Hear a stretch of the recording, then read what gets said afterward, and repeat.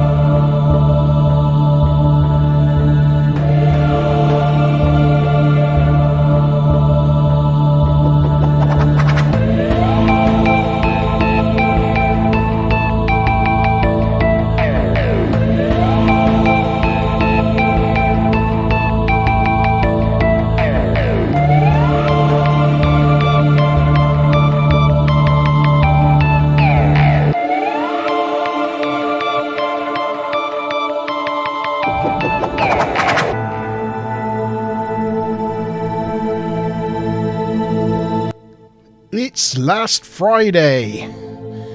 It's just gone 8. It's the Monte Zone. Yo! Yay! From 1 week in the past.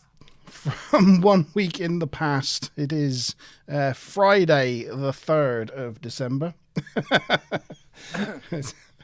We've travelled back. In time. We've travelled back in time a whole week. That's the whole reason why there was no stream last week, because we had to stream it into the future. So here we are, but technically last Friday. Yeah. Go on. No, I was going to say, if it is last Friday, then I should tell myself not to slam my hand in my front door. Oh, man, that finger looks so painful. Yeah. Drink lots of wine. Painful. Well, I've had my painkillers and now I'm drinking wine, so... Well, I was just going to say a quick hi to D-Bot. He's joined us, and evening, we've got Dan M in the house. Yeah, good evening, peeps. Yay. Good to have you on board our TARDIS this evening. Yeah. In the time-travelling Monte Zone. In the time-travelling Monte Zone, yes. Yeah. I have to say, Monty, you don't look very Christmassy without a Christmas Santa helper's hat. Oh, I haven't got one, I'm afraid. I've got antlers. Well, antlers. You're very lucky because, you know, we always talk about how well prepared I am for this show, and I got you one. Oh! Yay! So, would you like it? Yes, please. Yes. Well, here you go then. Oh. Thank you. Oh, brilliant. There you go. Oh, the magic of the internet. For all of those of you that thought that, you know, we're in separate studios, we're not. We're in the same place. No, I'm joking. All it looks like camera trickery, right? But also, it looks great on you, by the way, Monty. But oh gosh, it's not camera trickery. You see, what I've told myself is I'm going to travel. I'm determined that I'm going to travel to 7:55 this Friday night next week, because we're 1 week in the past, and I'm going to drop you off that hat, which I just did. Well done. Just like a real time traveler. Yeah. Brilliant. There you go. We've proven that time travel exists now, so I think that's really the show. Marty McFly, eat your heart out. Let's fast forward into the future, 90 minutes, and bish bash boom, we're done. Bish bash bosh. So yes, tonight we are going to 88 miles an hour. I just whacked myself in the eye with a pom-pom. I want to do it now. Whack me. Yeah. Yes, we're going past 88 miles an hour. We are stealing Klingon birds of prey and slingshotting around the sun to travel back to 1986. Yep. We're getting in that TARDIS and traveling through the cosmos. All things time travel. All things time travel, yes. It was a very exhaustive subject to kind of research this one, because there's an awful, lot of time, and, there's a lot of people that travel. So, it was a tough one researching this one, all joking aside. Yeah, it was. Yeah. Which is why I left it pretty much solely to you. Yep, thanks for that. You're welcome. Yeah. Merry Christmas. Merry Christmas. You do look like Santa now with your little Santa hat. Well, my beard's getting whiter every year, isn't it? So yeah. Next year, visiting all the schools. That'll be me. I have the belly that's like a bowl full of jelly. So I'm well on my way to making it real. Not so much now with all that gym in. Oh, yeah. Oh, yeah, it makes all the difference. Yes. My finger hurts. Ow. I couldn't even play Fortnite last night. That's how bad it was. Oh, that is terrible. That's tragic, isn't it?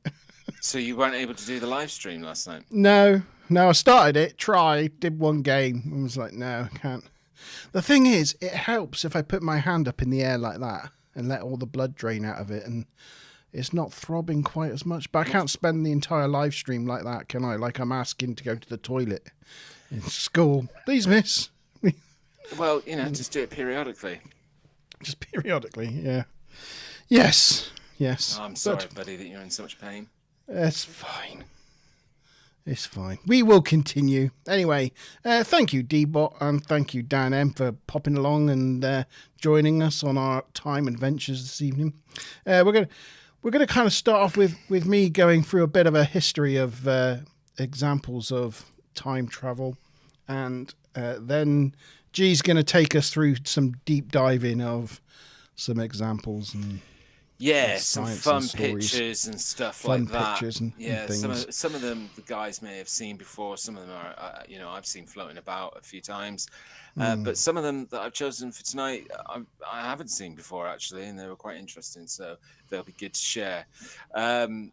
But before we get right into it, Monty, just to remind everybody, as usual, please don't forget to like this stream if you haven't done so already. And obviously, we are creeping up on those subscribers. We hit that milestone last show. Was it last show? Or was it the show? Yeah, it was last show. Yeah. And but now we want to, let's say, milestone of 200 would be awesome. That would be great. Yeah. So share the channel. Get friends and family alike subscribing and helping us out. That'd be awesome. That'd be great.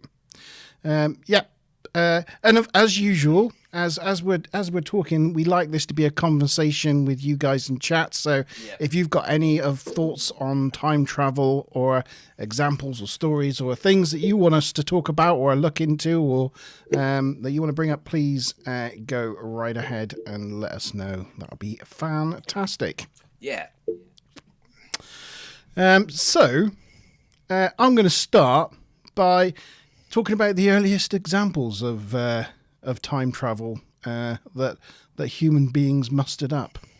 And like a lot of things, the earliest examples of time travel that I could find in my research come from religion. As most things do. As most things do. The earliest one being in Hindu mythology, in the Mahabharata. I had to get that word right. The Mahabharata. Which mentions the story of King Revata Kakudami. It's not bad. I tried with the pronunciation there. Who travels to heaven to meet Creator Brahma, and when he returns to Earth, he finds many ages have passed. Which, if you're traveling in space, that's more than likely going to happen. So. Scientifically accurate is the first example of it that ever came up in Hindu mythology. So what sort of time frame was this then?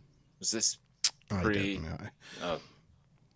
Well, the Mahabharata, the story? Yeah, no. When was it popping up in Hindu religion?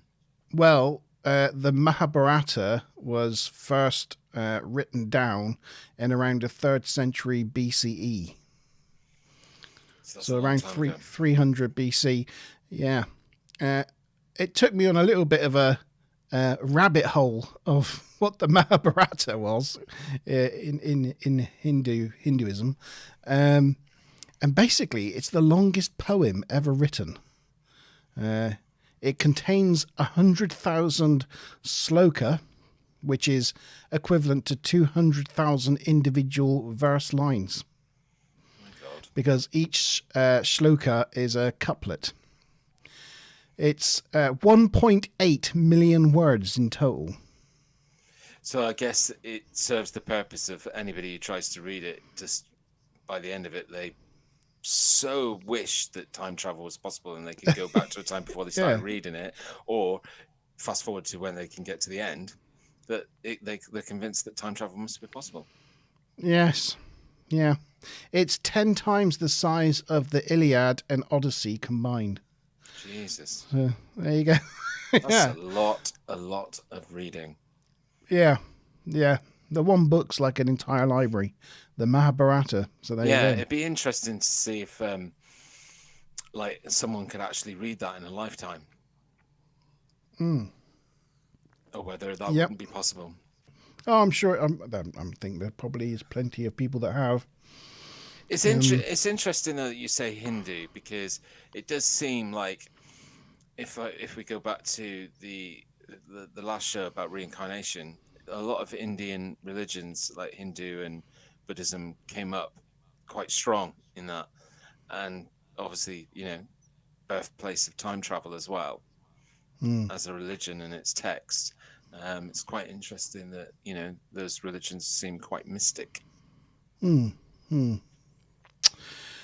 second example came up in Buddhism. There you go. And the sort of the Buddhist equivalent book, the Pali Canon, mentions relativity of time, where one of the Buddha's chief disciples, Kumara Kassapa, explains to skeptic Payasi that time in heaven passes differently than on earth. So, yeah, it could be similar an explanation for heaven, though, couldn't it? Yeah, it could be. If you wanted to get into that realm of, saying that it's a different dimension or a different time, space. In the Jewish tradition, in the 1st century BCE, scholar Honi HaMagel is said to have fallen asleep and slept for 70 years. When waking up, he returned home but found none of the people he knew or no one who believed his claim of who he was. So that's the sort of first examples of time travel in religion.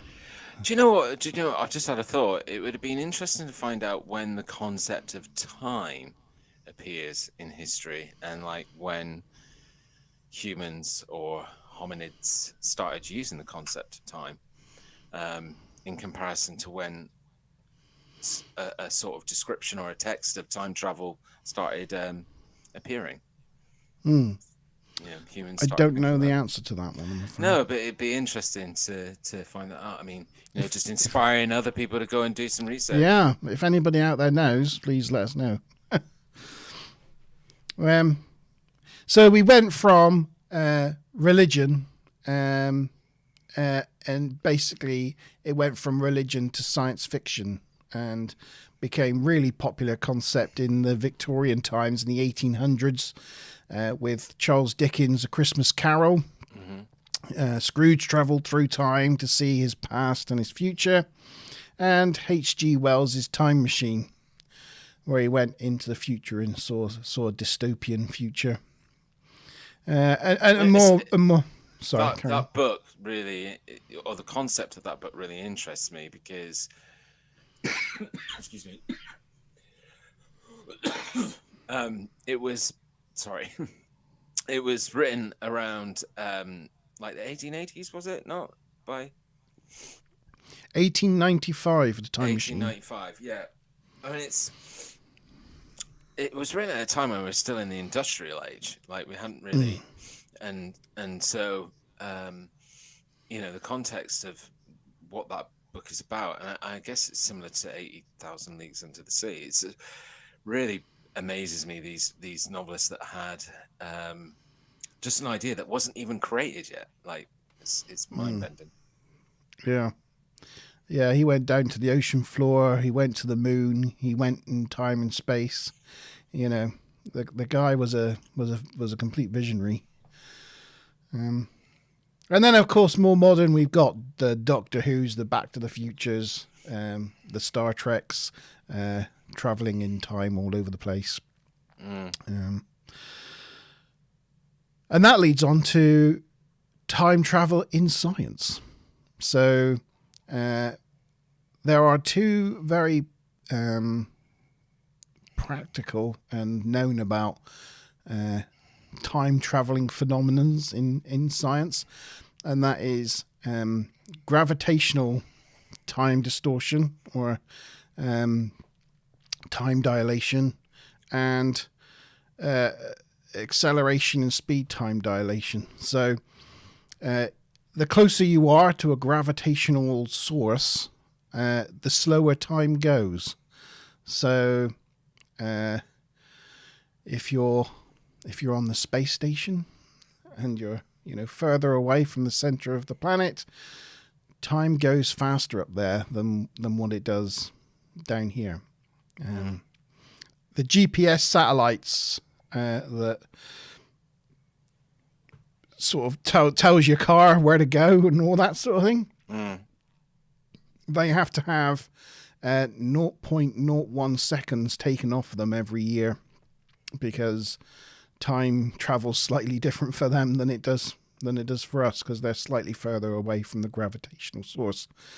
And that's why at the center of a black hole, they say there's a singularity where time and space stop. So as you fall into a black hole, time slows and slows and slows until you get to the very center, and time's hardly moving at all, and things are pretty static. So yeah, you get yourself onto a nice gravity-rich environment, and you'll live a lot longer, because time. Yeah, I was just gonna say, it's kind of like sounding like, oh, if you want immortality, jump into a black hole. Yeah. Time will stop for you. But then you also get time dilation or time relativity with acceleration and speed. And it's a bit like the Doppler effect with sound. Have you ever heard like an ambulance go by? And, it kind of, as it heads towards you, it's a higher pitch, neener, neener, and then as it goes by, it goes, neener, neener, you get that kind of like, and then as it's heading away from you, it has a lower pitch, neener, than, because the sound waves are compressed and stretched, whether it's heading towards you or away. And time and space works the same way if you're traveling, accelerating away or to someone relative to each other. So yeah. So if you go to like the speed of light, everything else around you would appear to be Stopping. very slow. Yeah. Yeah. Not just in relative speed because they're not moving, but also in time. So, It's a popular concept that's been introduced in sort of like the Marvel universe as well, with a lot of the characters in there that are really fast moving. It's not about the fact that they're fast, it's just about the fact that they break that time barrier where everybody slows. Yeah. It played a central point in the film. Oh no, I've forgotten the name of the film. That space film. That space film. Oh yeah. You're not talking about Event Horizon? No. No, that guy travels in space. There's a lot of films where a guy travels in space. Yeah, is it a Nolan film? Is it a Christopher Nolan film? Anyway, it'll come. One. So what? No, yeah. Because this area of information and research that you've done, I haven't looked into. So, are you saying that it kind of appeared within science fiction? Interstellar. Right. Sorry. So, there you go. are you basically saying that it appeared in science fiction before it appeared in science? So, like, science kind of took it from science fiction, or was? Yeah, I think yes. Yeah, it certainly I think came up in science fiction in the early 1800s before Einstein and his general theory of relativity and all those things came along, and yeah, people started looking into it seriously. I think up to then it was just thought about as being an immovable thing. But yeah, but as we know, everything's relative. So, well, was that the other thing that you were going to talk about in terms of the two things in science? I was going to mainly talk. I was just going to talk about the dilation effects, really. But I know that there's there's a lot of timey space stuff around general relativity, but I don't know the details. I started looking at it and started reading about quantum mechanics and cosmic strings and there's all sorts of things. There's this in quantum mechanics. There's the communication theorem, where if you change a particle in one part of the universe, it can have a direct effect on the same quantum particle at the other end of the universe. Mm-hmm. And that effect will happen instantaneous, even though it's half a universe away. And how does that information travel between those two things faster than the speed of light, when nothing can travel faster than the speed of light? There's there must be some sort of time effect going on there. I can't remember the actual name of the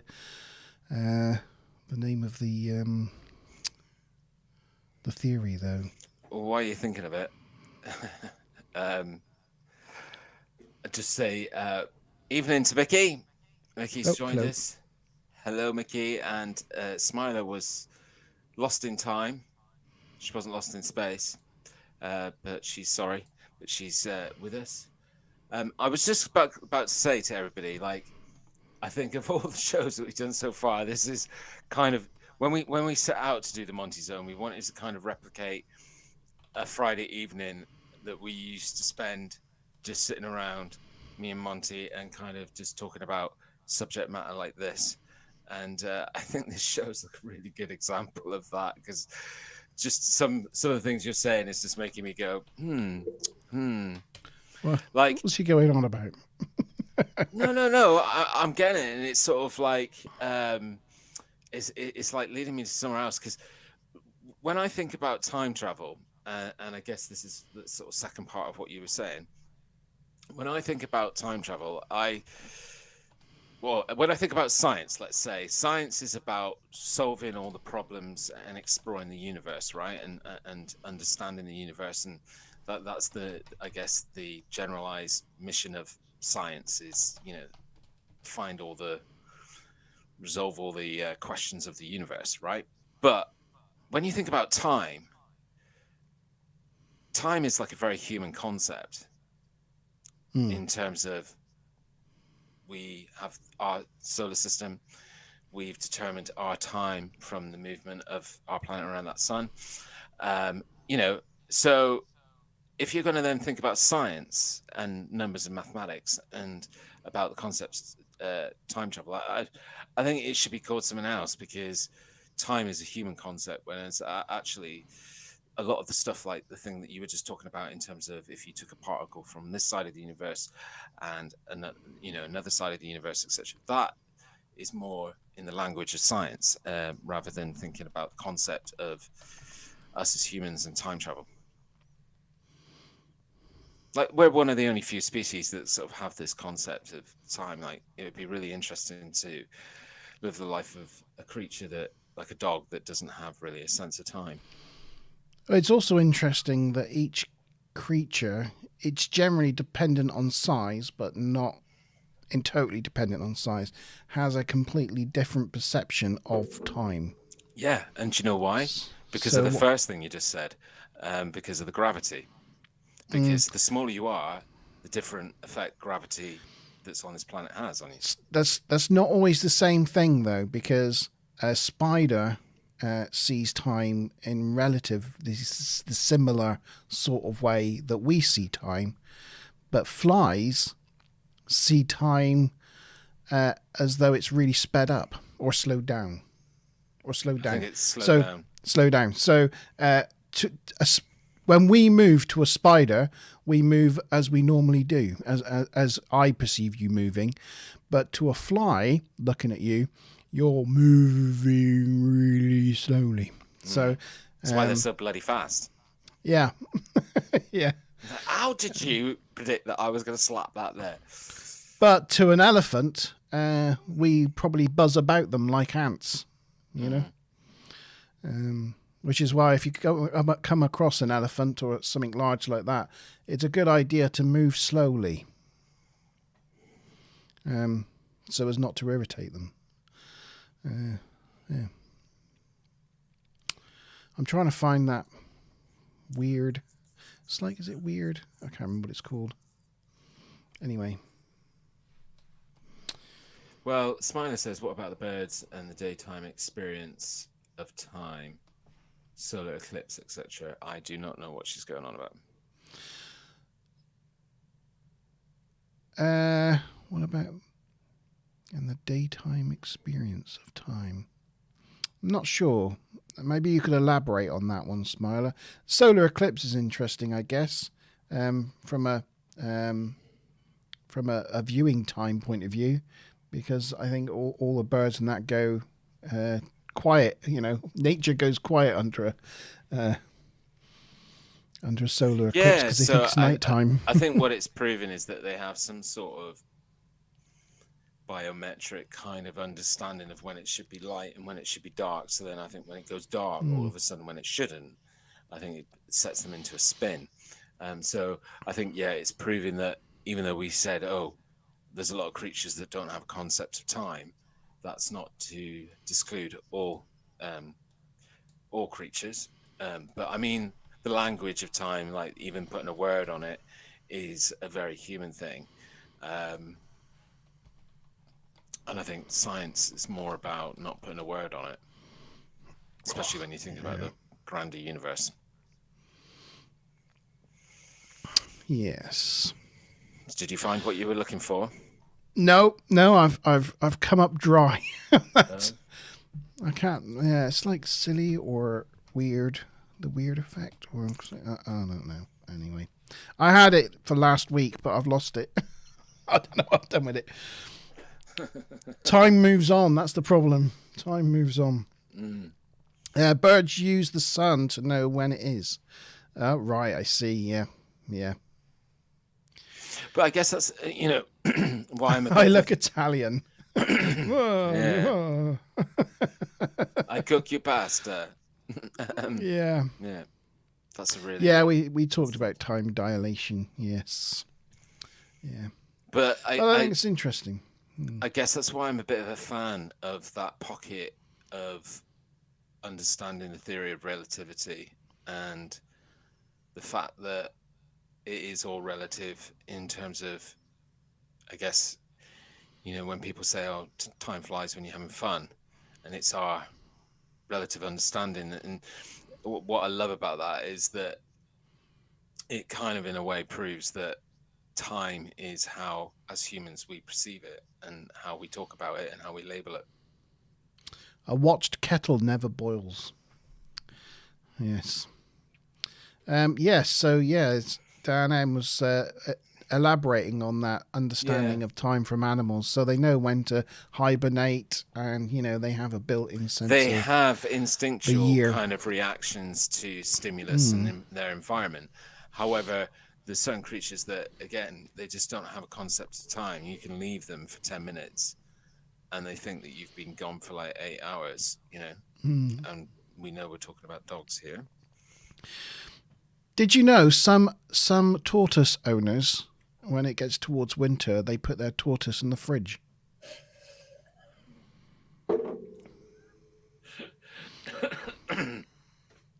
Okay, it's that's true. really random. What's that got to do? Well, it's just because he was saying about nocturnal animals and things. I was thinking, well, hibernating and things to simulate dark, cold winter times.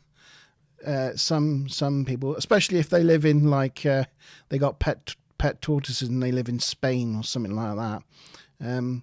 They put their tortoises in fridge for winter. Because their heartbeat goes so low in the cold. They don't warm them up or anything. They just put them in the fridge and they go to sleep, and their heartbeat beats like once every 5 minutes. Anyway. Wow, that was so random. Weird. Just the way you came out with it. People put tortoises in the fridge. Almost made me choke on my drink, for goodness sakes.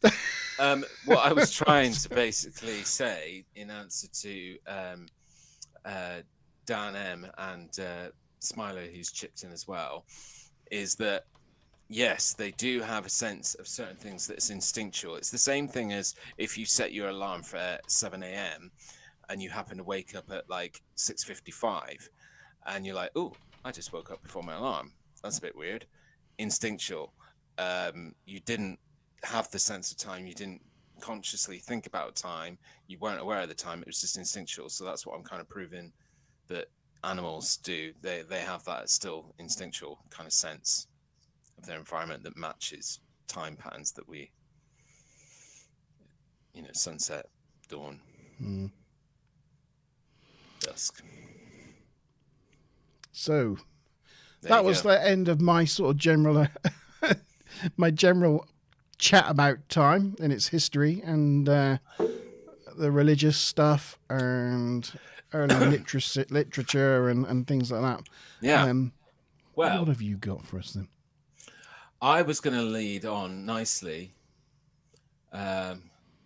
to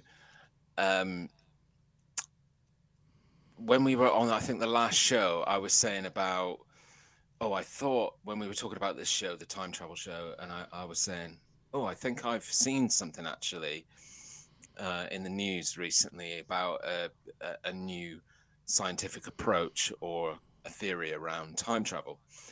So in the research of the show, I kind of looked into that and found out that there was something that's pretty recent in the last couple of years, or definitely currently being researched now, right as we speak.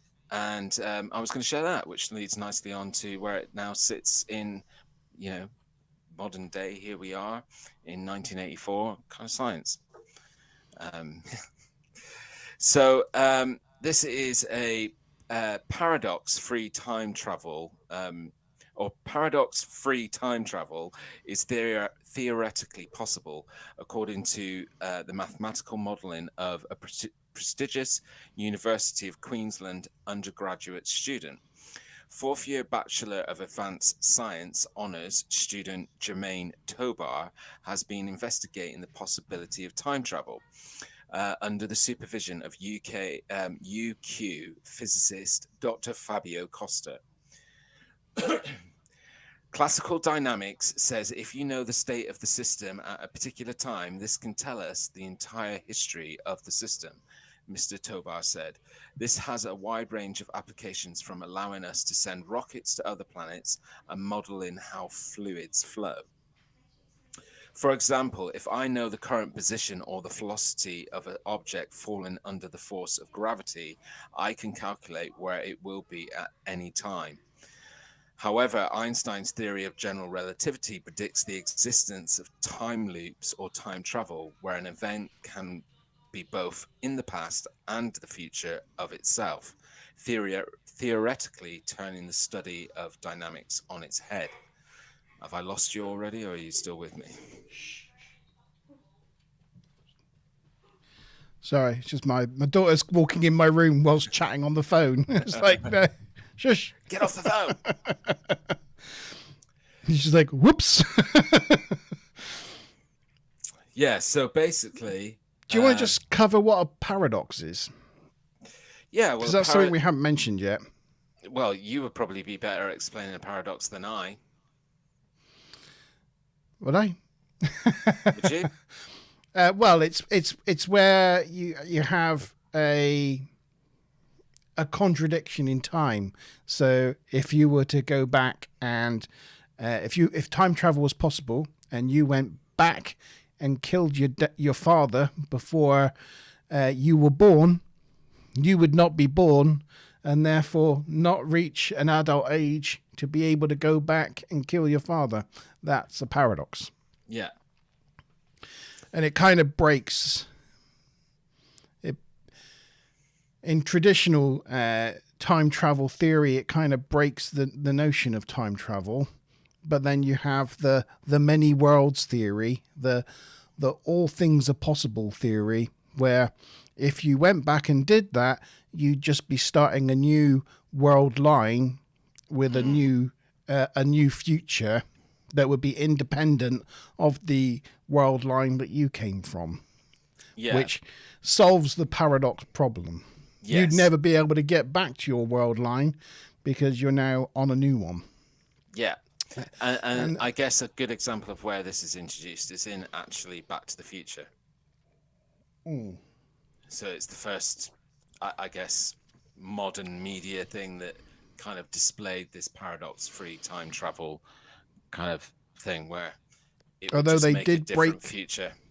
They did break their own rules. Yeah. Because Biff in Back to the Future 2 stole the sports almanac, travelled back in time and give it to his younger self in the car, then travelled in the DeLorean back to the future, back to 2015, and parked the DeLorean up before Doc and Marty realised it was ever stolen. They realised it was because he broke his cane off in the footwell of the DeLorean. But he should never have been able to return the DeLorean, because as soon as he handed the almanac to his younger self, he would have started a new future that was completely different to the one he came from. So he would have returned to the future where he would be president and building a wall and stuff, or whatever he would be doing as president. So yeah, they didn't think of that when they shot that scene. But yeah. Well, as I was saying, these guys that are making this study, it's all about the kind of maths they're doing around it. So apparently, I said about Einstein's theory of general relativity predicts the existence of time loops. But Mr. Tobar said a unified theory that could reconcile both traditional dynamics and Einstein's theory of relativity was the holy grail of physics. But the current science says both theories cannot both be true, he said. As physicists, we want to understand the universe's most basic underlying laws, and for years I've puzzled on how the science of dynamics can square with Einstein's predictions. I wondered, is time travel mathematically possible? This is the student or the undergraduate talking. Mr. Tobar and Dr. Costa say they have found a way to square the numbers, and Dr. Costa said the calculations could be fascinating consequences for science. The maths check out, apparently, and the results are the stuff of science fiction, Dr. Costa said. Say you traveled in time in an attempt to stop COVID-19's patient zero from being exposed to the virus. However, if you stop that individual from becoming infected, that would eliminate the motivation for you to go back and stop the pandemic in the first place. This is a paradox. So an inconsistency that often leads people to think that time travel cannot occur in our universe, right? Oh, yeah. See, there I beat the analogy to the... Some physicists say it is possible, but logically it's hard to accept because that would affect our freedom to make any arbitrary action. It would mean you can time travel, but you cannot do anything that you could cause a paradox to occur.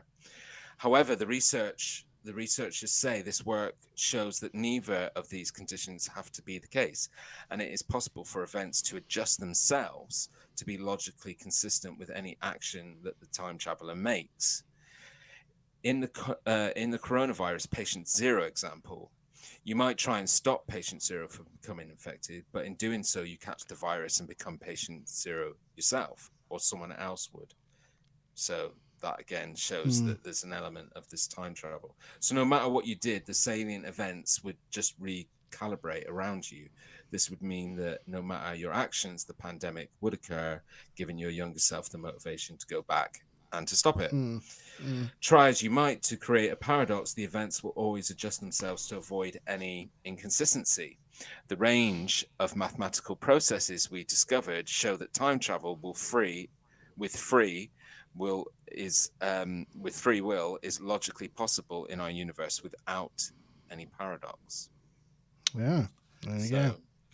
I mean, for those of you that are new to the subject, just to kind of put that in a nutshell, what this theory is saying is that a lot of scientists have said that the main fundamental argument from science of time travel is the paradox theory, because of the way that unfolds. But these scientists are working on it in kind of using mathematics to display that actually, if you time traveled, things would evolve around itself to still make the same outcome, which in effect means I can't say it now. Go on. You can do it. I believe in you. Theoretical. And that's theoretically, that's what I started off by saying, is that this is theoretical. But yes, just shows that there's still scientists working on it, which is really interesting. So even science kind of accepts the concept of time travel. Yeah. Good evening, Becky. Becky is in Butlins, Minehead. So I hope you have a fantastic holiday, and we'll enjoy it. Yeah. See you when you're back. Hope there's special Christmas stuff going on there. Especially you for mentioned the kids. You mentioned someone called Costa earlier on, and that gave Smiler the idea of getting Costa. a coffee. Yeah. So. Oh, there you go. And she said it's these different world lines, and that is like the film Sliding Doors, which it is. Yeah. I don't know if you've seen Sliding Doors.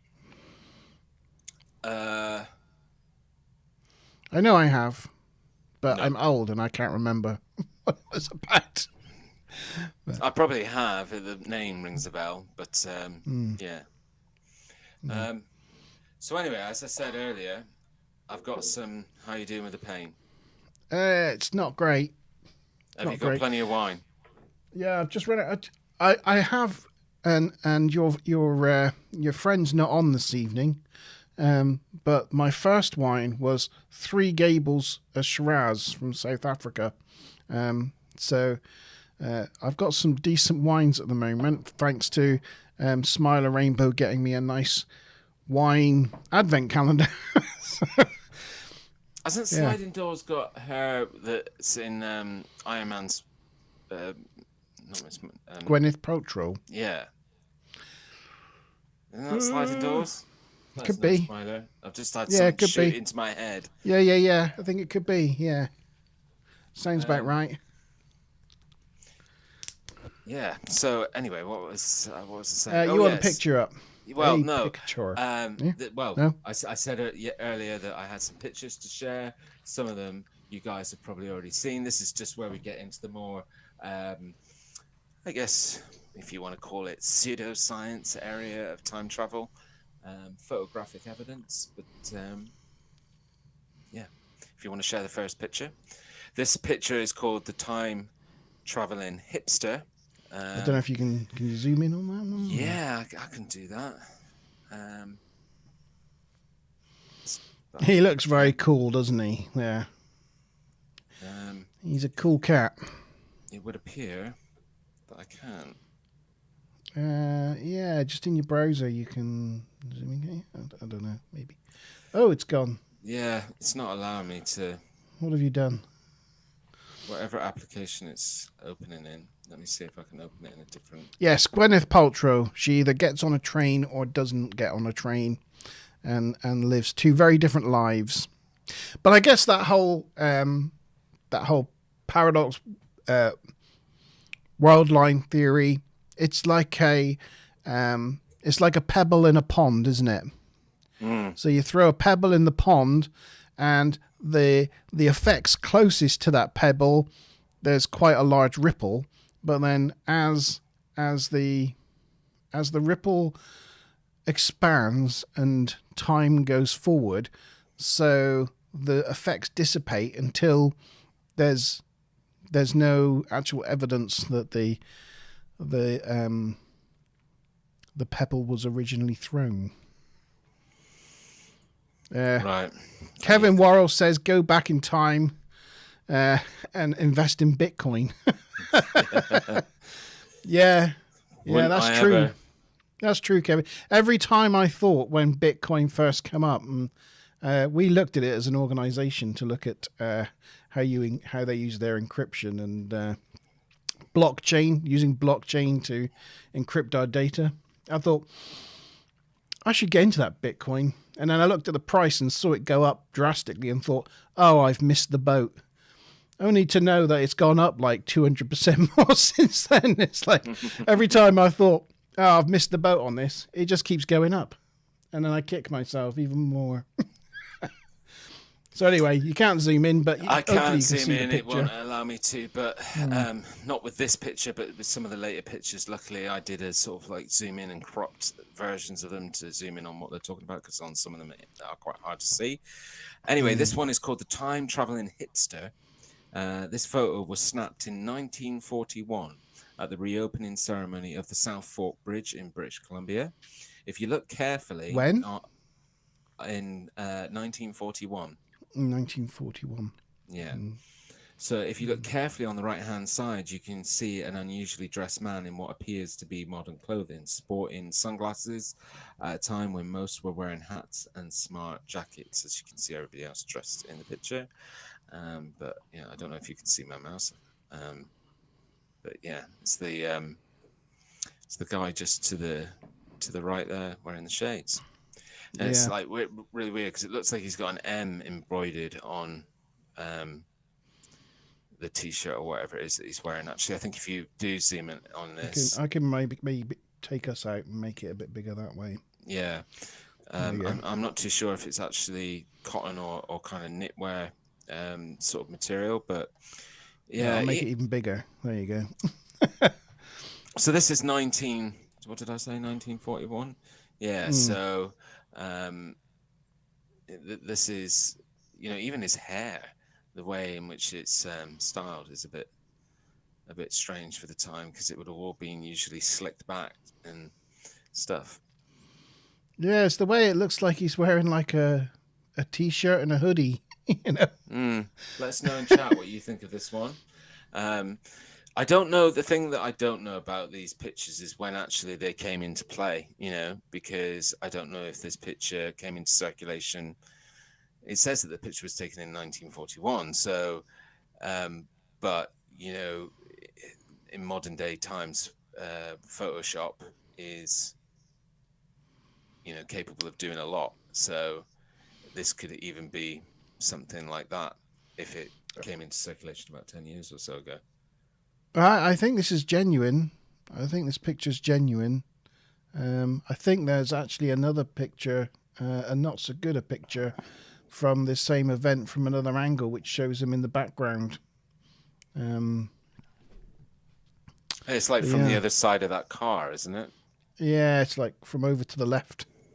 Maybe a little bit later on. But, yeah. I think some of it is just happenstance of the angle, and if you saw him on his own properly, although the glasses like that have been around for quite a long time. Yeah, well, the ones with the leather on the side, yeah, but I don't think they're the ones with the leather on the side. Are they not? No, I don't know. I wish I could zoom in and get a better look at it. But yeah, it's pretty cool looking though, all the same. Yeah, interesting one to start with, right? The definitely. time traveling hipster. Stop sharing that one and go on to the next one.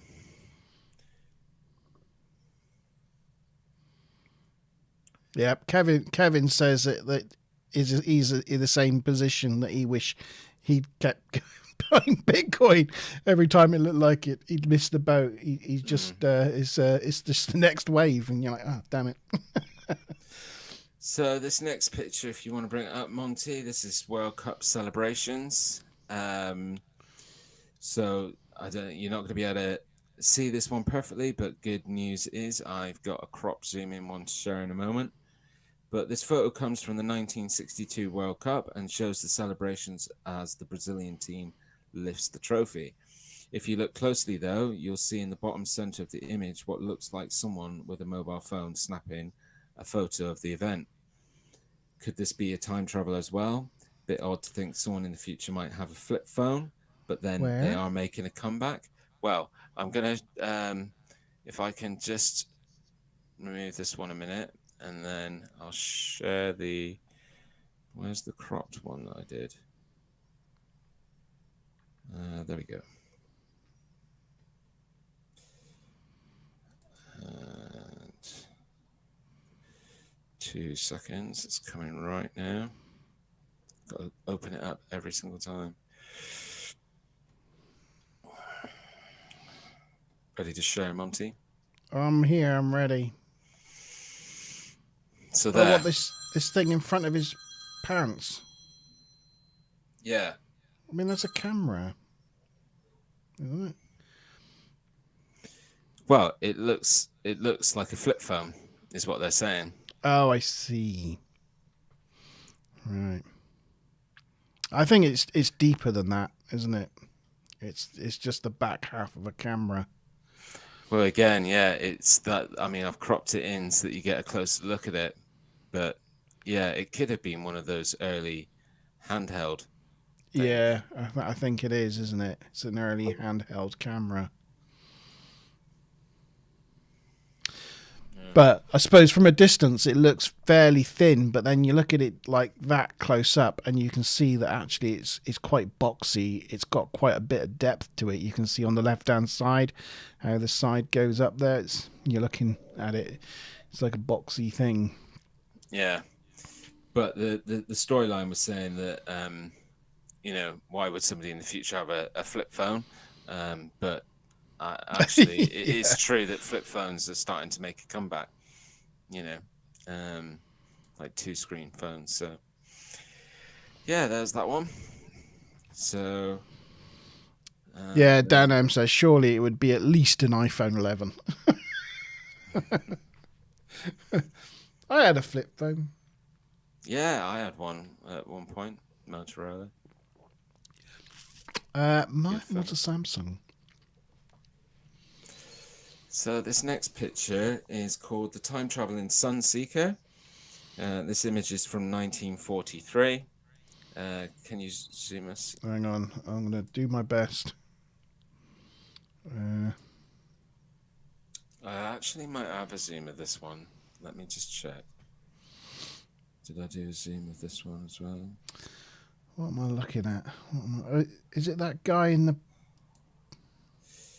brown with the trousers? Yeah, so it apparently shows British factory workers escaping to the seaside for a break during the midst of wartime. The clothes and the beachwear of most people. I'll tell you what, era. it's Nuki. It's Nuki. That's Nuki Beach. I can see the island in the background with the house on it and the little suspension bridge that goes over to it. That's Nuki. Nice. Didn't say that in the description, so that's good to know. Yeah. So the clothes and the beachwear of most people certainly fit the era, but in the center of the frame appears to be a man dressed like Mr. Bean, checking his mobile phone. Or maybe it's a time traveling device. Likely a bit of a stretch or a case of overactive internet imagination, but we still enjoy the thought. Maybe there are no public beaches in the future. But yeah, I don't think I have a zoomed version of this where I can get in closer. Thought I maybe did one, but it doesn't look like I did. No, but you can see, again, I did zoom in on this one, and it's pretty much indeterminate whether he's actually even got anything in his hand. Like, he could just be looking at his nails or like picking his fingers, but it's because of the position that he's in. I mean, it is just like looking at a shell or a stone. Or, yeah. And the other thing is that his dress, like they say he looks like he's dressed like Mr. Bean, but actually he looks like he's dressed... Charlie Chaplin? Yeah, like pretty much in keeping with the 1943 time period. So, yeah. Anyway, for those interested, if you look at that, think of that image there. I've just put myself on at the beach at the front of Newquay, and it's actually called Towan Beach in Newquay. And there we are. That's the same shot today. Yeah, excellent. You see that house there? See the house there. You can see the little suspension bridge. Suspension bridge in that house there. And then we go to your... there it is. There's that house. There's the suspension bridge. Interesting, isn't it? Seems quite busy for even when there was less people back then. Mickey said in chat, probably rolling a smoke, which is again another thing you could be doing. Oh yeah, that's a good shout. But then he says that allergic to the sun because he's saying that he he's got a lot of clothes on. Well, just because it's sunny doesn't mean it's necessarily warm. And actually, it was in a time period where people were very reticent or hesitant to take clothing off, or it was not deemed to show too much skin. Yeah, and it's the southwest of England. Back early 20th century, so it's it's not going to be that warm. It's not like California.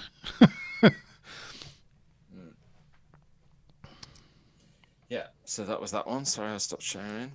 And then next one. I think this is the right one. And I do have a zoomed in for this one if it doesn't come up very well.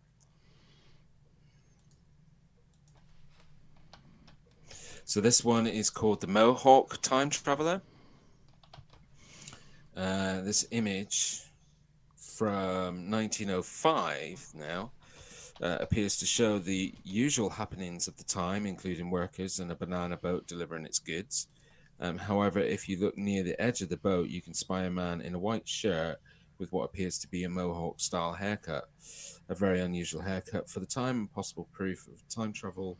Who can say? So you probably can't see him at this particular angle. He's down by the pipe. See the guy in the white shirt? So I have a zoomed in version of this photo. If you just bear with me one momento. It's not terribly zoomed in. And obviously the more I zoomed in, the more quality got lost because I don't have professional equipment. But it's ready to share, Monty. Is it the guy there in the white? Yeah. In the white t-shirt. Looks like a when white... they call it Mohawk, you instantly think to yourself, well, hold on a minute. It could be an actual Mohawk, you know, or a Native American Indian that in a black and white photograph. But it's not a typical, like, Mohawk. But, I mean, as horrible as it sounds, it could be a burn victim. Well, it looks like a sort of like a naval haircut that you had. This is 1905. This is not like U.S. Marines. Well, I know, but even then, even back in like the 1700s, the 1800s, in the Navy, they shaved the backs and sides of their hair in the military and in the Navy a lot of the time to stop the spread of like lice and things. Because that's where the whole the military tradition of that haircut comes from. So there's, you know, again, he's wearing suspenders, like braces. Yeah, everything else looks normal. It's just the haircut, isn't it? Just the haircut. Which but you can't even, as I said, this is the best I could zoom in without losing complete and utter quality. Yeah.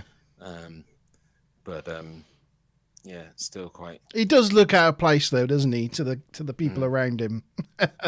It's interesting though, because like, for example, this one in particular, like the one with the man on the beach and the time traveling hipster, I'd seen before. I hadn't seen the World Cup celebration one, and I hadn't seen this ever before in any of my browsing the internet. So just thought it was interesting. Yeah. So the next one that I've got to share is basically more of less of like a photograph, shall we say, or just, I mean, it is a picture, but it's not about well, anyway, I'll just share it so you understand. So it's ready to share, Monty. This is the ancient astronaut sculpture. So It's an astronaut. In Salamanca, Spain, there is a cathedral with multiple sculptures carved into its side. One such sculpture appears to show the likeness of a modern-day or perhaps futuristic astronaut. Considering the cathedral's construction dates back to 1513, people have taken this as proof that time travelers made their way back to that time. However, the truth is, the astronaut is merely a modern addition to the artwork carried out by Geronimo Garcia de Quinones during renovations in 1992. But yeah, Wow. thought it was a bit of a funny one. Yeah, we've lost your video. Have you? Yeah. You're looking down. I don't know why. Oh, that's weird. I was about to say, when I saw the astronaut, I was like, that is an actual astronaut. That looks like from the 1970s or something. So I'm glad that was actually an explained one. Yeah. Right. Cracking on with these pictures. Do you want to start and stop your camera or something? Or? I can try it. I can. While you're doing that, I'll just wave my hand in the air like I just don't care. This isn't awkward at all. Mickey, whilst he's sorting his camera out, Did you get any victory royales last night? That's the question. That's what I want to know. Let me know. I'm still not back. No. That's weird because I'm coming out on my screen. Weird. Yeah, I don't know why. I don't know why. Don't worry. We can still see your beautiful face. How many did you get, Vicky? How many did you get? What I'm going to do quickly is I'm going to leave the studio and come back in. Okay. Yep. G's just gone on his time traveling adventures. And yeah. Maybe when he comes back, he's going to be slightly older than when he left by a few seconds.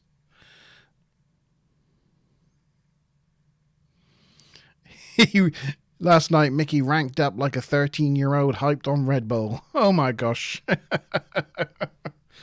Does that mean you actually did some building? Wow. Crazy times. Crazy times. I really missed it last night. I was really disappointed when I come off. But I just couldn't. The pain was just too great. I was just like, But yeah, really annoying. Really annoying. Let's see then. Oh, you're back with us. There you go. Am I back normal now? You're back normal now. Yeah. Weird time glitch that was. Yeah. Yeah. That was the effects of the 1 week time travel that is playing havoc now. We've only got so far we can go. It's bad, Mickey. It's bad. Look, I've got a boo-boo. It looks like I've got like blue nail varnish on. I have a feeling my nail's going to drop off. Oh dear. Yeah. Unfortunately, as I'm sat here, it's getting worse. So this next one will make you laugh though and cheer you up.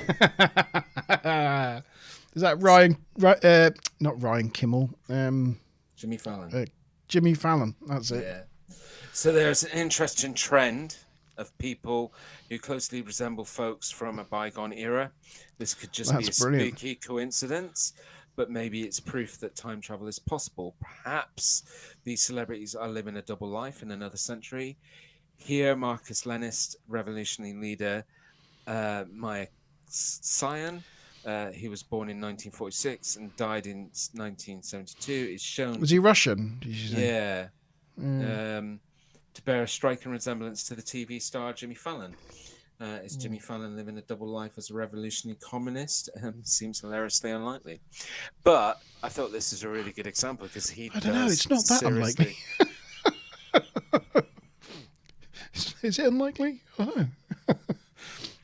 Well, he seems. I thought this was a good one to share because it does incredibly look very similar. I mean, there's a couple of others like similar to this. I don't know if you've seen the one with Jay-Z. No. Yeah, there's one with Jay-Z that looks very good. There's one that kicks around of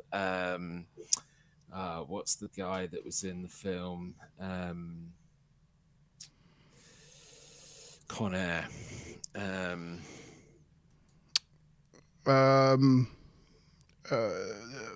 Oh gosh, Nicolas Cage. Nicolas Cage. Yeah, there's one that kicks around with Nicolas Cage from somebody in the early 1900s that looks really similar to him.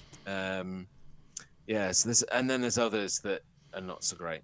And but yeah, I just thought this was a good one to share.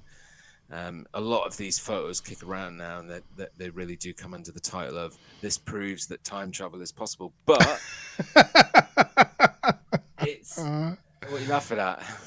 I'm just laughing at the Nicolas Cage one. Oh right, have you just seen it? Have you? Yeah. Have you seen the Jay-Z one? Some of these are great. Have you got pictures of all these? No. If you want to share, go ahead. Oh, that's great. Oh, bloody Pinterest. I hate Pinterest. Yes, so do I. God damn you. If you're a fan of Pinterest, please do stay with us and we'll work on it. I hate Pinterest. Well, hate's a strong word. Oh, it's just real pain, isn't it? And I hate news sites as well with all their adverts.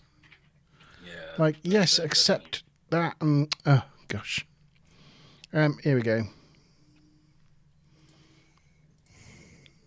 Apologies for me. There you go. Nicolas Cage. It does look like him, though. You can see it. You can Definitely see can. it.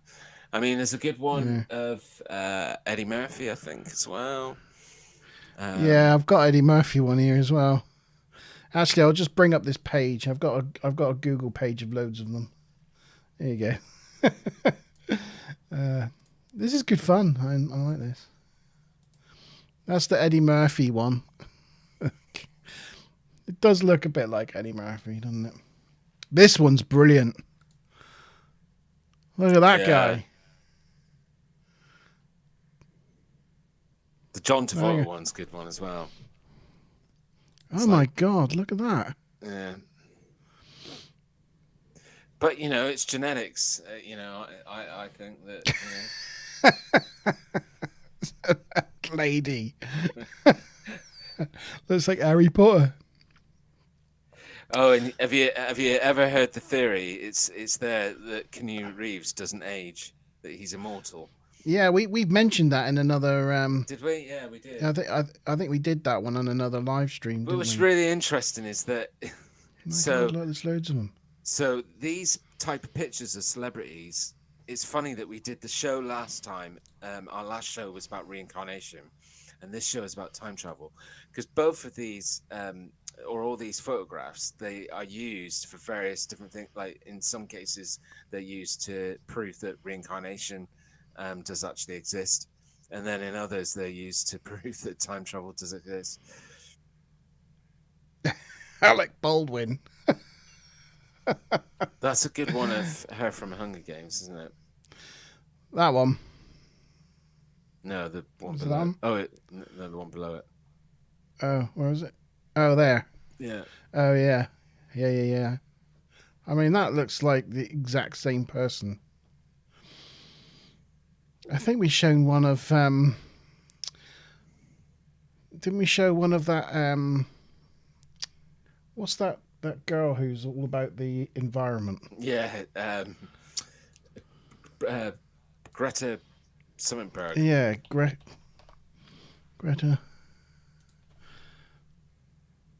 There you go. That one. No. Then again, she's got a very sort of Slavic, you know, Baltic, Russian-ish sort of face, hasn't she? I don't know. Is that right or is that racist? I'm not sure. I'll just shut up now. Shut up, Mark. Shut up, Monte. Oh, my God. Get back in your box. Yeah, she's got like that kind of like, you know, Russian-y kind of Icelandic, Eastern European way about her. Yeah, she has. Which is where she happens to come from. Yeah. Oh, funny. It's good stuff, this red wine. Is the pain feeling a little bit better, or is it not getting any better? No, it's not getting any better. It's not. No. Anyway. Right, now this one interests me. Okay, I'm with it.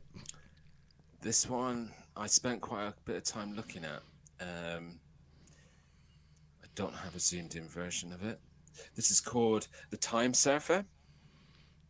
You ready to bring it's there ready to bring up, Monty? Oh, right. Another image of an out of place individual that people have latched onto as proof that time travel is a reality. This image dates back over 100 years and shows some smartly dressed Canadians sitting on the side of a hill. On the left-hand side, though, sits a young man in what appears to be a t-shirt and shorts with ruffled hair. He was quickly referred to as the surfing time traveler due to how unusual his attire is. Others have suggested people in the photo appear shocked by his appearance, even pointing out the woman on the right who seems to be gesturing in his direction. Again, a bit of a stretch, as would a time traveler really go through time dressed like that? So yeah, I had a bit of a sort of as close a look as I could get into it, and it does actually look like he's wearing denim jeans. But what really, It's like denim jean shorts, isn't it? what really Like bothers rolled me, up. I've got a pair like that. what really bothers me about this photo is that there's a gentleman sitting behind him. He looks like he's sitting in such a way that his legs should be where the surfer's sitting. Like he almost looks like he's sitting on the side of the rock. I don't know. The more and more I looked at this, I just didn't know whether Can't it was make it some bigger. kind of clever. I don't think I can. I'm so sorry. I think you're right. I'm just looking at the shadowing around his hand on the rock there. It doesn't look quite right. I think it's some sort of, even the shadow coming off his legs doesn't look quite right as well. No. So I think this possibly. Also, yeah, you look at the graininess of everything around him. He doesn't quite fit. I think you're right. I think that's Photoshop. I looked quite excited at it to begin with because I thought that looks really weird. It does, but yeah, unlike the first one, I thought it was good to show the first one, and then this one is a comparison, because there's something that's weird about the first one, and it just maybe is happenstance that this guy was super different in his time or whatever. But this one, I don't know. It just Kevin, we're looking at the guy with the grey or the black T-shirt on the left-hand side. He's got both hands on the rock. He's wearing like a black T-shirt and what looks like denim jeans. He denim looks like shorts. Denim shorts. Yeah. Which again, shorts wouldn't have been like in this day and age. This is meant to be 100 years ago. Shorts would have been worn with long socks that met the shorts. Yeah, I mean he's showing knee. I mean, And it's shin. shocking. And it's just the way he sat as well. It just doesn't look like. But yeah, there's something about the guy behind him. Whether the guy behind him is stood behind a rock, because the woman to the middle of the photograph with the white top, she looks like she stood behind a rock. So he could be behind a rock, but to me, it looks like he's kind of leaning. And like you say, some of the shadowing's not right. But let us know, guys, what you think in chat about this one. What's he called? Who? That guy. You said they call him the Time Surfer. The surfing time traveler, or the surfing time traveler. You're making me type. The surfing Time traveler. Oh gosh.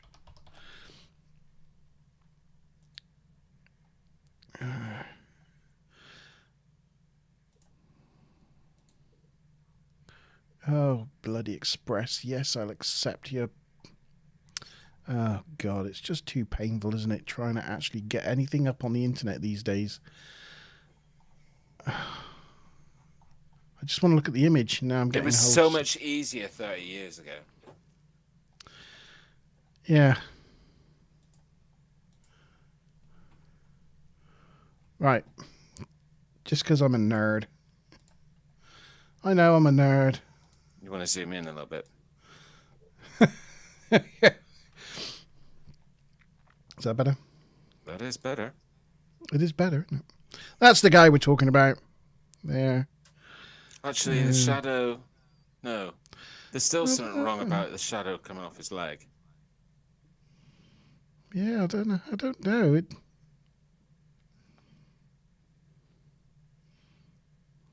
It does look fairly... And Kevin's just said in chat that the person on the left of him with a hat is looking at him funny, though. Yeah, he is, kind of, isn't he? But you can't tell because that person to the left of him, if you look... as you said, he is on like an outcrop and the people sat behind him are behind that rock. which is why you can't see that guy's legs. Because you can see the guy to the left of him there, his leg goes behind that outcrop that this guy sat on. And and the guy to the left of him's not looking at this guy, he's looking at the guy behind this guy. Well, look, there's only two options with this photo. It's either genuine or it's a faked hoax, photoshopped or whatever. If it's genuine, like, that's creepy, because that hairstyle that he's got is definitely not in keeping with 100 years ago. Even if you were living homeless or something, I can't even see it happening, because it's kind of like a messy style that looks like it's a mess, but it's been properly styled. Well, I can tell you now, confirmed, it's genuine. Right. Yeah, it's genuine. And I'll tell you how I know, because the story that it comes from, I think it's this one here. Do you know what? In a minute, we're going to find out that that's the student from Queensland University who's studying study on time travel.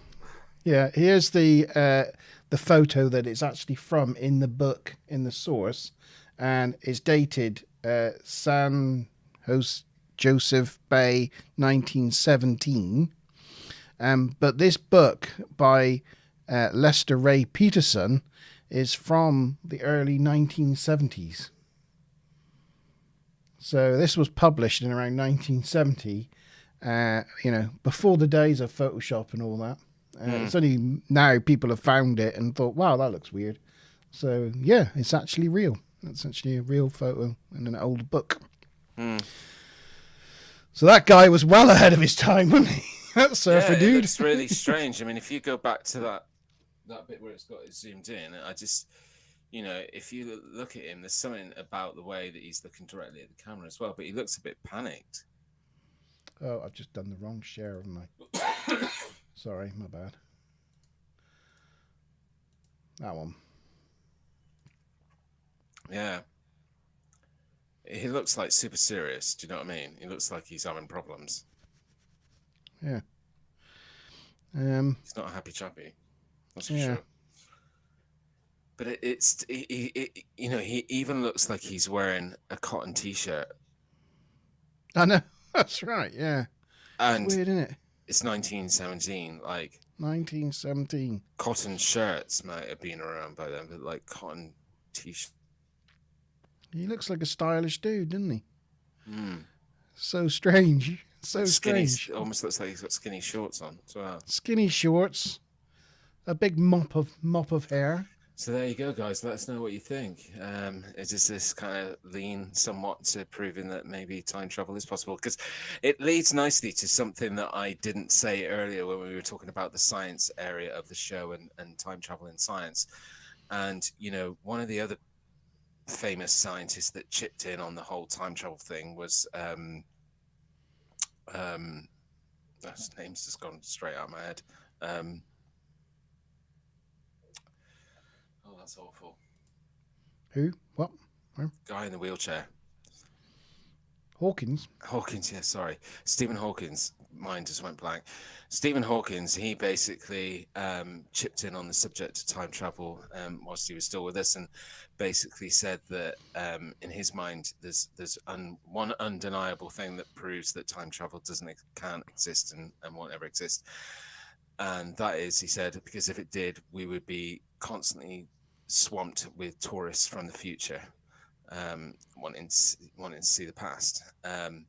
But ultimately, when I read that, like I said to you the other day, I was thinking, well, that's if you hypothetically think there is a future for people to come back. Doesn't necessarily mean that time travel is not possible, but but maybe that photograph is some ways to go there to proving that tourists are coming from the future to the past. He didn't do a very good job of blending in, though, did he? No, but maybe it's accidental. People don't Maybe do that unplanned. on Doctor Who either. You know, they get out of this police box and they wander around in their modern clothes, and nobody in Victorian times like stops them and goes, "What the hell are you wearing?" Okay, I think it's time for the next picture, which I think is ready to go. This Oh, is is called A Visitor to Wartime Reykjavik. Uh,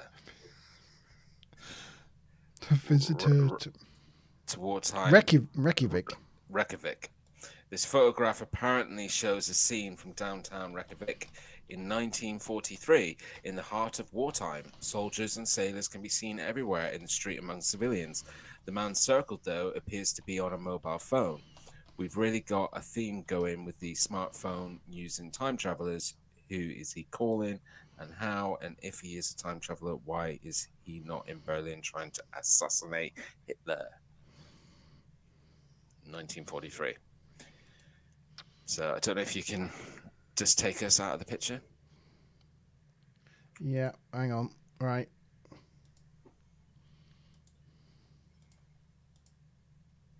Is that better? Yeah.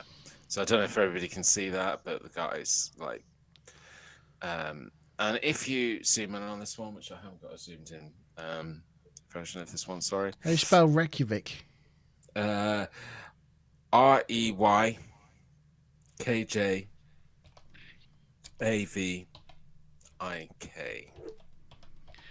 See if I can find it. Yeah. So let us know in chat what you think about this one.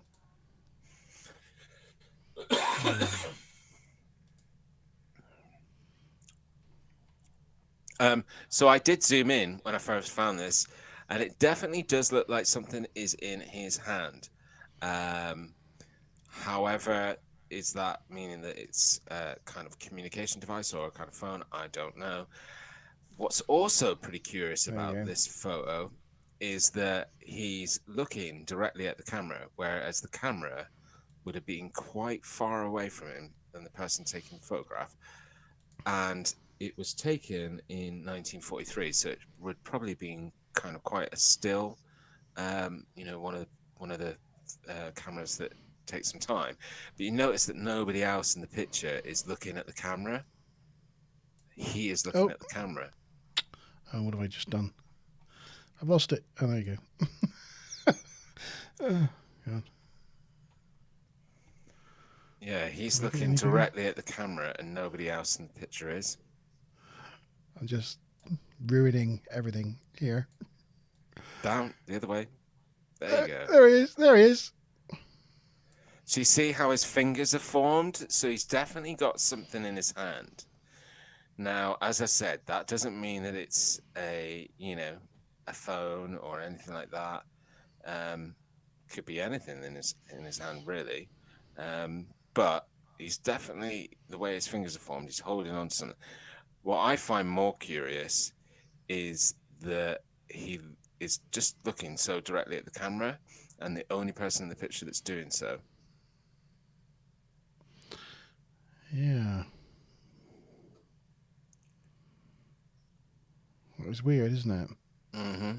So just to remind everybody, this is 1943. So he looks. The one thing I find curious about this one is he looks dressed appropriate for the time.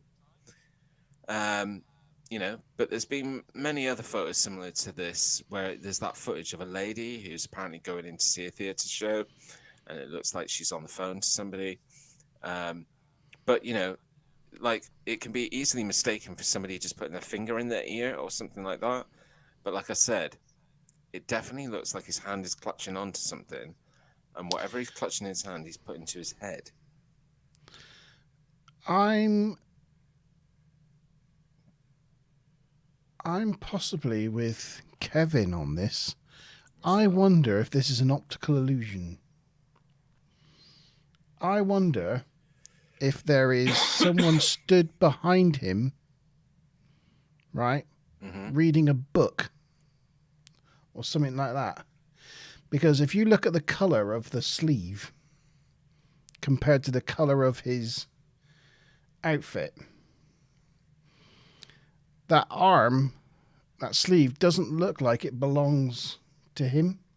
But if you imagine if there was someone stood right behind him reading something and we just can't see their head. So it's interesting you've seen that, because what I saw was him. He's got something sprawled over his right arm. So Is like that what he's it holding is? another jacket in his hand. Because ultimately I'm getting what you're saying, but at the same time, you can see the guy's head that's behind him, and you can see that. Hold on a minute. The reflection is. Well, I'm just wondering if there's that guy's reflection there, but is there something here? You know? Yeah, I mean the whole. I reckon there's a shorter. Oh, that's this person here, actually, isn't it? Oh no, that's his shoulder. I don't know. That's the whole thing that made me go away from that, is the fact that if that isn't his arm, where is his other arm? It would be practically wrapped around the person. It'll be straight down here, maybe. I don't. Bit of a strange one, right? Yeah, strange one. Yeah. Mickey says, "I don't know. My eyes can't take it." He can't take the strain. Of trying to look. Ugh. Yeah, haven't you got it blasted across your 3 monitors? Yeah. Mickey 3 monitors early. That's what we call him. Yeah, right. So that was that one. And then I think I've got one last picture to share. This is similar to the one that I shared with Jimmy Fallon, but a little bit more slightly mysterious because of the context of different time periods, which is very interesting. Check this one out. It's ready to share when you are, Monty. This is Vladimir Putin. A few years back, a number of images surfaced online that seemingly showed Russian President Vladimir Putin snapped over various decades. Vladimir, what did I say? Voldemir. Well, there you go. That's It's not Voldemort. That's It's not Freudian Voldemort for you. Putin. That's Freudian for you. It snapped over various decades without aging, either proof that he is time traveling or perhaps just immortal. If true, he's incredibly patriotic, with every image showing him serving his country in one way or another, though it's more likely just to be a strong likeness. You can never know with that guy. It just goes to show he's been in charge forever behind the scenes. 2 and 3, I'm on board with. Number 1, I'm not like thinking. He's just a lot younger in that one, I think. Yeah. Maybe he's just aging really slowly. Like Keanu Reeves. Yeah. I see the trailer for Matrix 4 is out. Yeah, it's been out a couple of months now, actually. Looking interesting. And on that subject, actually, so kind of quite sort of in the whole realm of time travel and I guess the Matrix. Well, anyway, what I'll do is, to help on this one, I will share a little video. And yeah, I've got a video now to share, which I've especially edited because I'm just that well prepared.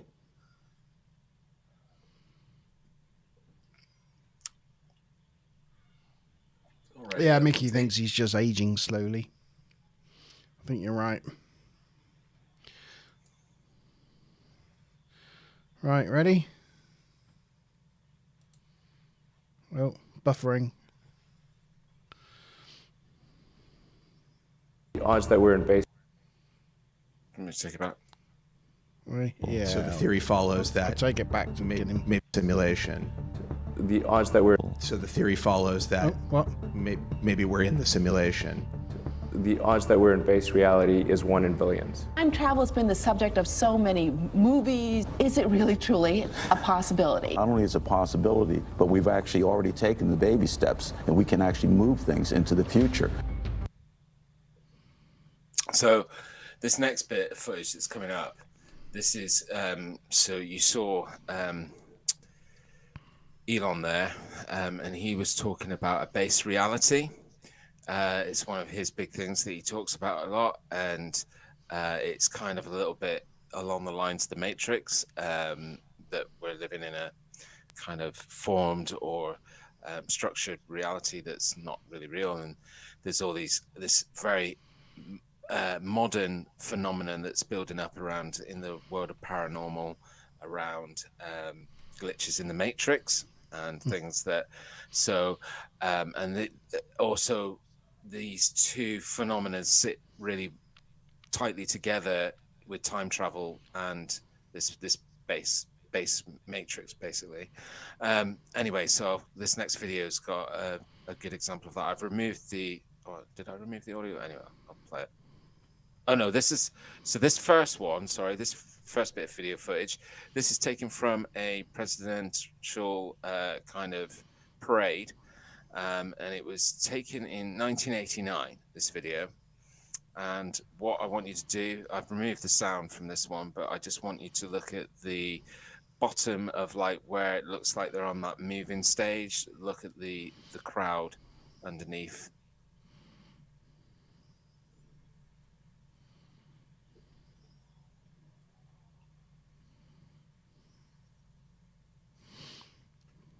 Some recording on their mobile phone. Yeah. iPad. It's meant to look like. iPad. I'll go back and play it again. And this is 1989, so it's just sort of basically saying that the iPad wasn't created until like a decade after. You can see the person's fingers going on it as well. Do you want to play again? Yeah. Do it again. Do it again. Can you pause it? Yeah. There, pause.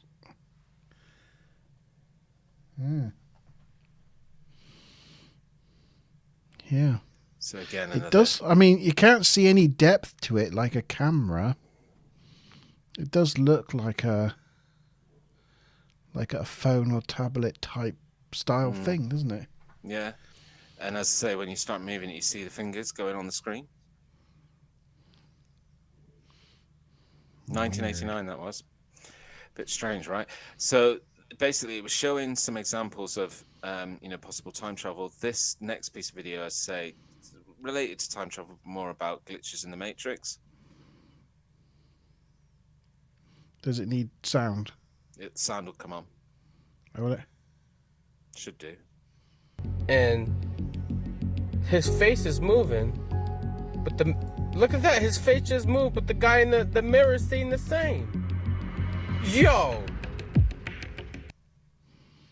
What? I need to see that again.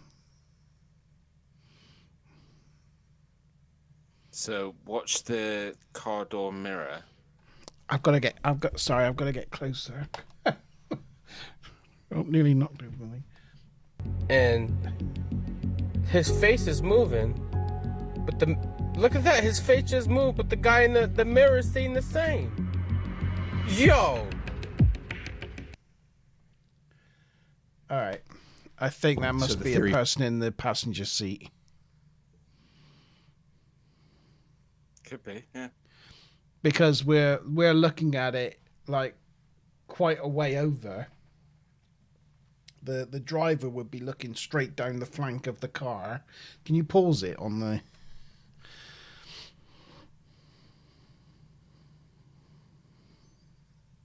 And... Well, actually, we'll have a look. If we go back a little bit, you see the rest of the car and whether somebody's sat in there. Hold on, 2 seconds. There you go. Is there somebody else sat in the car? Can't see anyone. No. I'll carry on playing it. I didn't see anybody sat there. And his face is moving, but look at that, his face just moved, but the guy in the mirror seeing the same. Yo! That's weird. I don't know. Let us know in chat what you think about that one. Anyway, so I don't know what to say about that one. I looked, I couldn't see anyone else in any of the other seats. It could easily be doctored, footage. You just never know. But that would be really difficult because you got the reflection of the dashboard in. I mean, yeah, it's possible. It's possible, but I mean that I just whacked my camera with my foot. Yeah, it would be possible, but you can see you have to superimpose it past the reflection of the dashboard in the window of the car that we're in. It's not. That wouldn't be an easy thing to do. Weird. Well, there you go. That was all my photographs and videos. I do have a story, as I said to you, off air, but it's quite a long story, so I don't know whether we want to go through this now or save it for another time, or I can feature in the G-Star Vault. On the subject of G-Star Vault, actually, I just got a bone to pick with Mickey while he's still on the stream, hopefully. Bone to pick. Leave me a comment on the last G-Star Vault if you wouldn't mind. As it was your footage that you shared with me, I'd really love to know what you thought of my analysis. So that was the last G-Star Vault, which was called OMG, Is It a UAP? And UAP, is that the new thing we're calling... Well, it's just an unidentified aerial phenomenon, Monte. Yeah. You know, it's just another way of saying UFO, but not sounding so crazy. Right. A Kodak 4000 disc camera.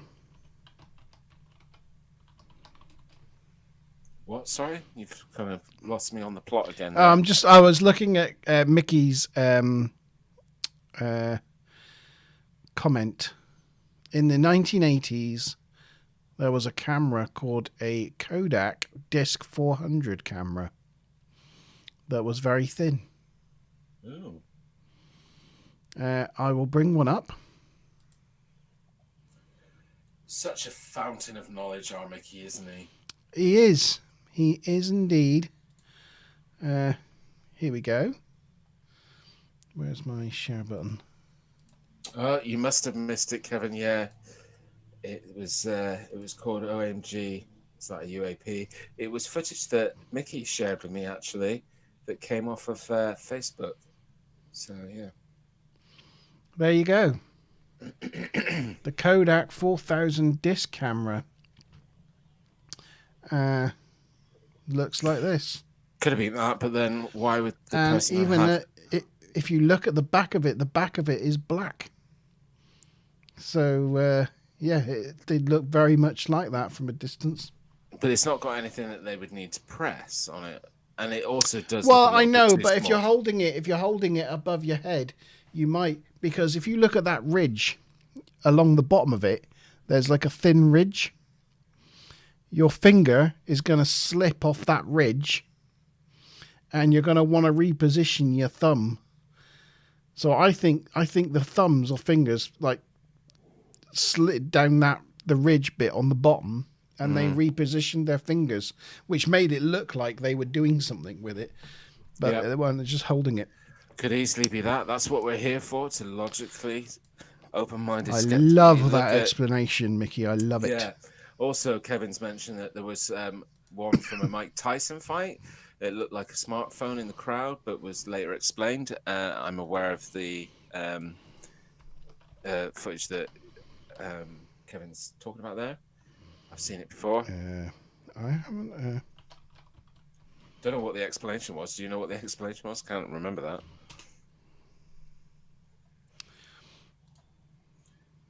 Oh, and guys, if you joined us a little bit later than usual, please don't forget my stream is awful tonight, isn't it? I've just noticed. Anyway, yeah. So if you joined us a little bit later than usual, please don't forget to like this stream. Here is the Mike Tyson. Just because it was mentioned in chat, we'll bring it up. There's the picture here. Make it bigger. Where's Mike? Iron Mike Tyson. And there's the smartphone, but they think it's something like this camera. Yeah. Yeah. Just a weird Very type good. of early 1990s camera, I think. But yeah, a bit like the Kodak 4000.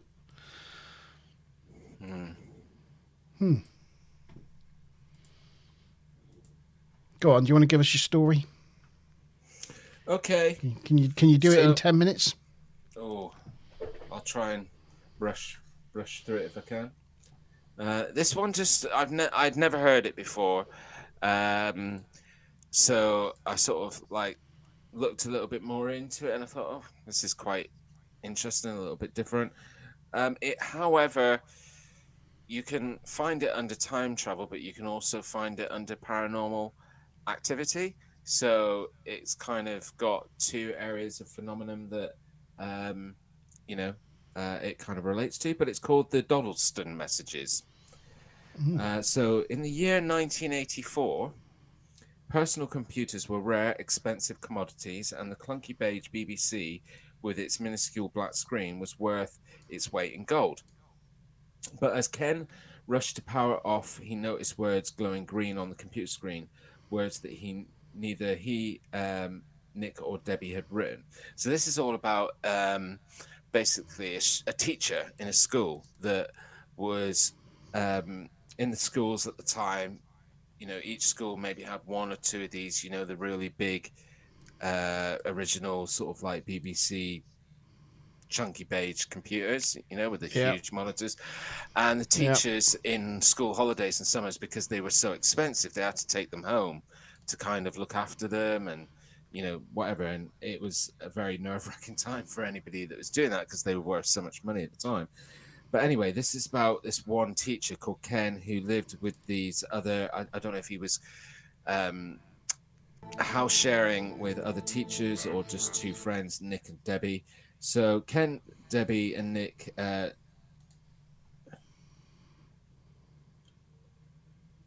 hold on 2 seconds. I've lost the story. Hold on. All right, no worries. I'm just trying to find a music to have on in the background. Oh, there you go. So basically, just I'll try and burn through the story as quickly as I can. They went out for a night. I think they went to the cinema or something like that. And when they came back, there was on the screen some writing that none of them had typed into the screen. And it was a strange poem. And the poem went like this: "What strange words thou speak, although I musty confess that I have also been ill-schooled. Sometimes methinks alterations are somewhat bareful, for they break my many asleeps in mine bed. I have seen mine alterations, lastly charge house and thy home. 'Tis a fitting place with lights which devil maketh." Right? So this was the poem that was left on the computer. You really challenged yourself with this story, didn't you? Yeah, it was, it's obviously really in Old English. So, Frightened and confused, Ken brought these messages to his colleague Peter Trinder, a teacher in medieval literature, who, according to the vertical plane, was convinced that it was written in Old English. The group interpreted the mention of devil lights to mean the computer, as described by someone with no concept of communication technology.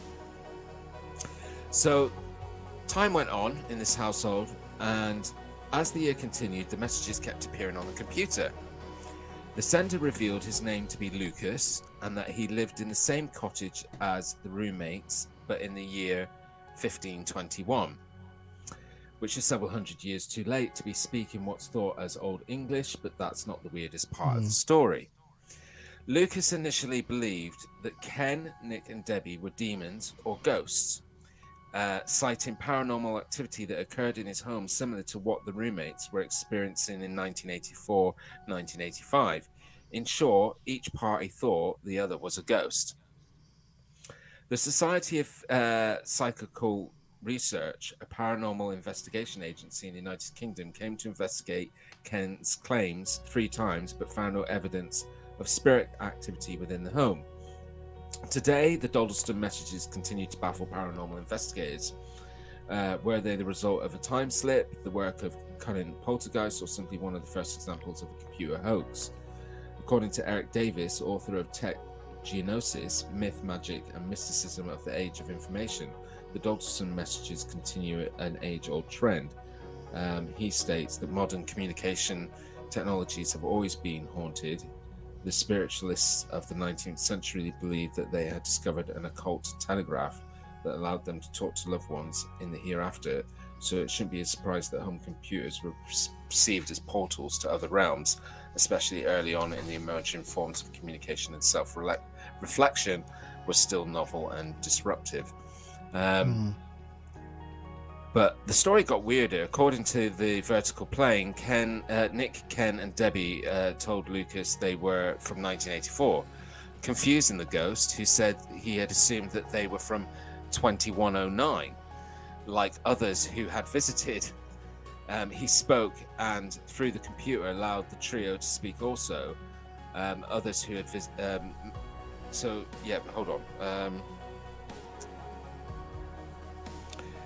he spoke of the others from the 2109 collective, supposedly from the distant future, who had visited to set up a time link within the cottage.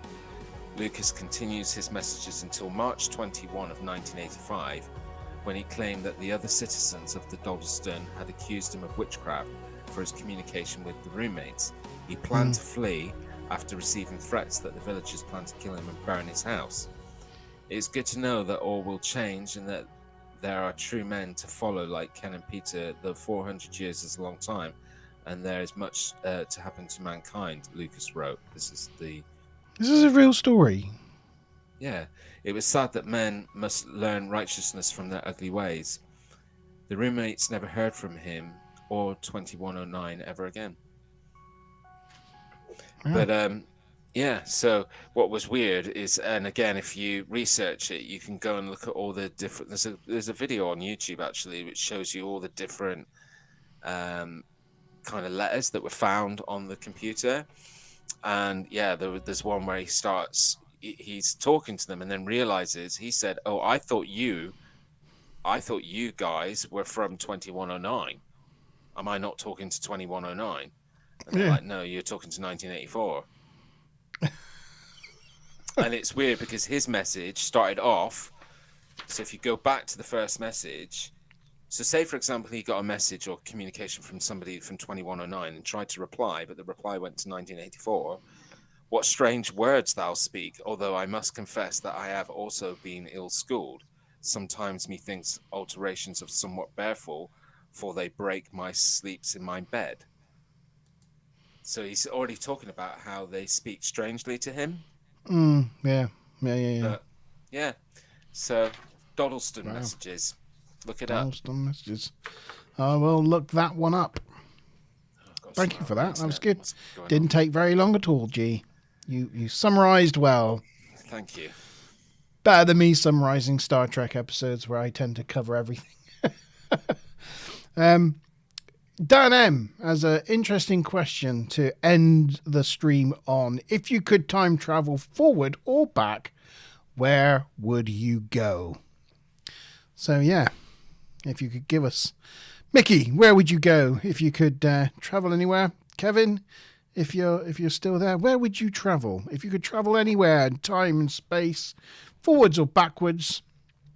Where would you go? What about you, G? Go on, you go. I'd have to. I mean, it would be difficult, wouldn't it? Because part of me always wants to see the future. I want to know: do we make it to the stars? Are we still here as a civilization in a couple of 100 years' time? or have we annihilated ourselves?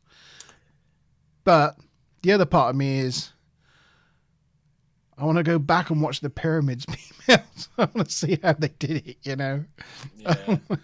So if it's not going forwards a couple of 100 years to see if we have indeed got warp drive and a federation of planets, I'd like to go back and witness the Egyptians doing their thing. Yeah, I mean, you know, I think my answer to the question would be that I would more likely be encouraged to go into the past, because I think that life, you know, if you look over the last few years, I mean, things just don't seem to be going in the direction that you want them to be going. And yeah, I just think there was a lot more things that were much more simpler times, and yeah, I don't know. But then I couldn't really. It'd be like asking me what's my favorite song. I could never answer that question, because there would be so many there'd be so many places in time that I'd want to go to. Like you just mentioned, the creation of the pyramids. You know, I'd like to go back to the Old West. I'd like to see Roman times. I'd like to see, you know, there's so many bits in history, but I mean, at the same time, some of it was extremely bleak, and I don't know if I could manage the living conditions and drinking brown water. But you know, yeah, definitely. But yeah, I guess there is still some intrigue in what the future holds, but I don't know. Yeah, you got to be optimistic. You got to think that we'll, you know, to be honest, yeah, there's issues in the world at the moment, but you know, also people have never lived longer, you know. Yeah, but then that's half the problem, isn't it? You know, population problems and overpollution. Yeah, and yeah. we're on a crisis point that something's going to have to tipple Atlantis. Yeah. Got the door to open to scare the hell out Oh of me. yeah, Kevin's with me. He'd like to go back and see the pyramids, and Mickey would like to go back to see the dinosaurs before the meteor hit. I suppose that would not only the dinosaur. That's a good one, Mickey, because not only the dinosaurs, but also just see the variety of life that existed before. You know, in the Cretaceous or Jurassic era. Because what we see, you know, fossils only get created in certain circumstances. So the fossil record only shows us a tiny fraction of the life that actually existed back then. And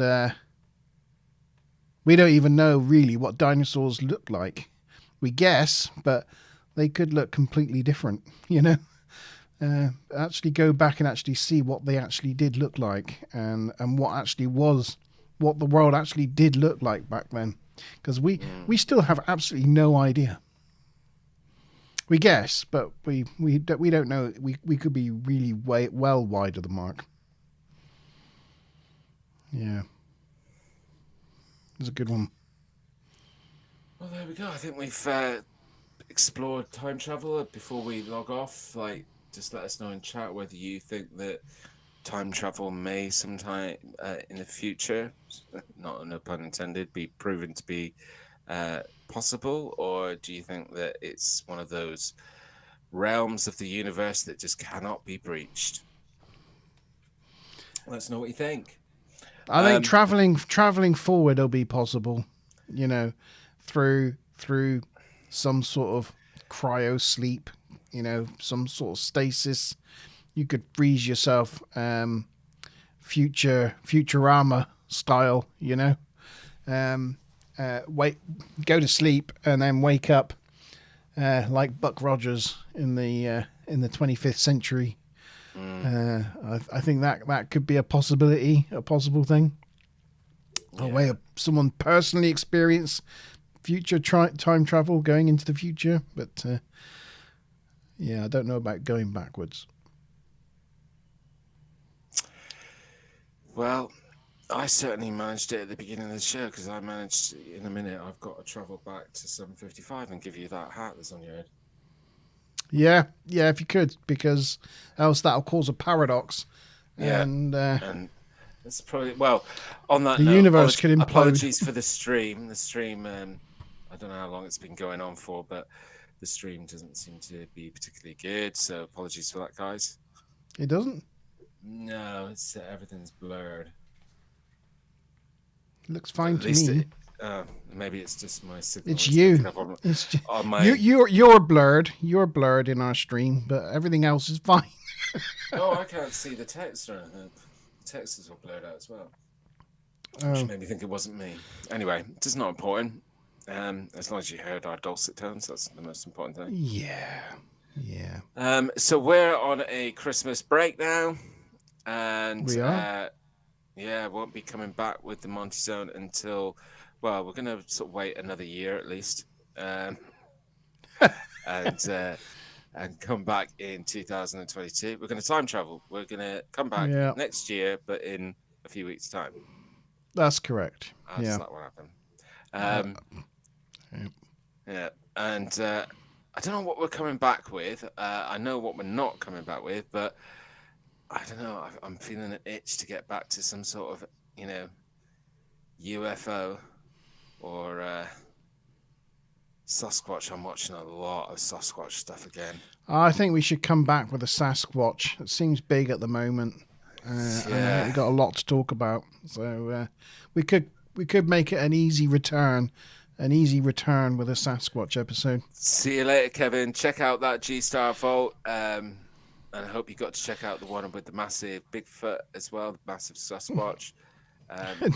Dan M wants to fast forward his 18-hour flight to the Falklands on Sunday. Wow, 18 hours. That's a big flight. Come and see us in the Monte Zone, Dan, and we can make that happen for you.